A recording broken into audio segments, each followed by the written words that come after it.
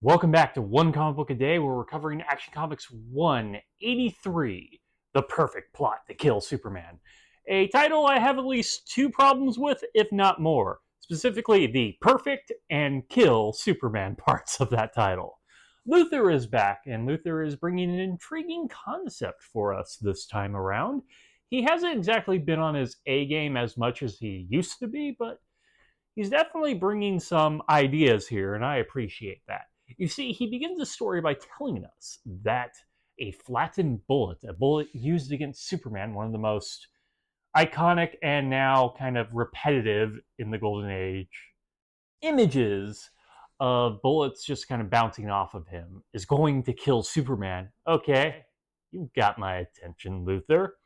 Yes, Luthor is actively telling his henchmen to go off on Superman with any basic weapon, including shooting him with a bunch of bullets or attacking him with a cannon and whatever medieval armaments happen to be around a museum you attack him in. Yeah, that's something that does happen in this comic.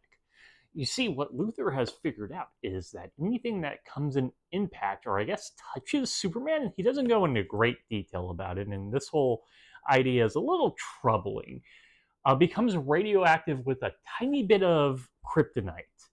Yeah, you heard me correctly. Superman seems to be exuding some sort of kryptonite, just a little bit.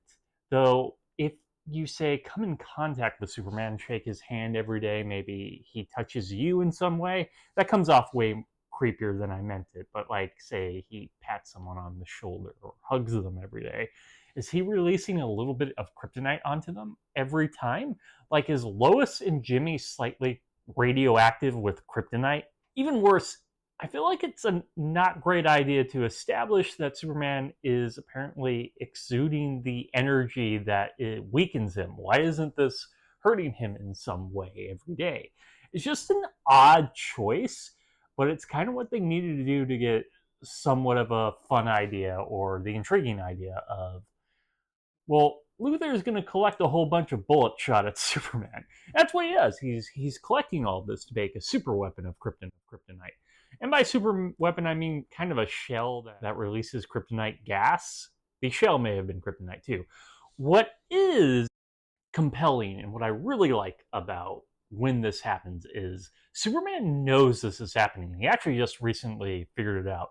That's not something I like, because it is sort of like a weird coincidence that Superman gets hit by something and he sees a slight amount of kryptonite on said thing, and he figures this out right before Luthor is going to do this, that he now knows what Luthor is up to. But I do like that Superman goes ahead and lets this thing hit him, because Luthor is going to cause havoc and deaths of people. He's willing to basically sacrifice himself to save the city, and I love those moments. We're not getting a lot of those moments. Not exactly moments where we think he's going to die or be horribly injured because he's going to, like, throw himself in front of something. Like, if he's going to attack a meteor, he's going to be generally fine so far. He doesn't seem all that worried that the meteor is going to do anything to him, and it hasn't yet. But Superman survives, so Luthor goes to Plan B, or additional Plan B, additional Plan A, and launches Superman across the galaxy in a rocket. Now, this has many flaws. You see, Superman has flown across the galaxy before without any sort of craft, or spacecraft, I should say. He's done it before, so he can just easily come back. But that doesn't even get that far. He uses his X-ray vision and increases the power on it, which is how he gets heat vision. But we don't have heat vision per se yet. We have a version of it that's just like a more intense version of his X-ray vision to cut the fuel line, will damage the fuel line of the rocket, so it goes crashing back down to Earth. It's just a really stupid ending to what Luthor's up to. Luthor should know better than this, and for supposedly a perfect plan, it's just a weak ending of something we know won't work on him. After a pretty good setup, just always with these endings, the story collapses, and Superman captures Luthor, and it ends because there's not a lot for a satisfying ending in these Golden Age Superman stories. So what starts off as kind of interesting loses focus at the end.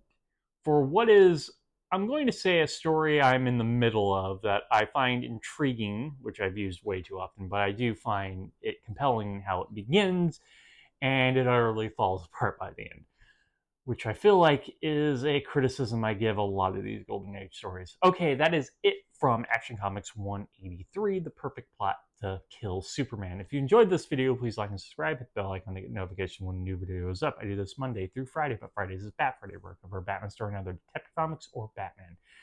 And until next time, let's ponder the question, whatever did happen to the Man of Tomorrow? And has anyone established if he stopped giving off kryptonite radiation? Okay, have a great day.